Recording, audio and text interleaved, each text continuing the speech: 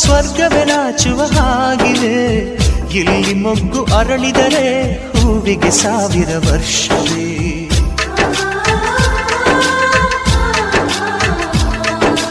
ಕಣ್ಣೆರಡು ಇರಬಹುದು, ನೋಟಗಳೊಂದೇ ಅಲ್ಲವೇ?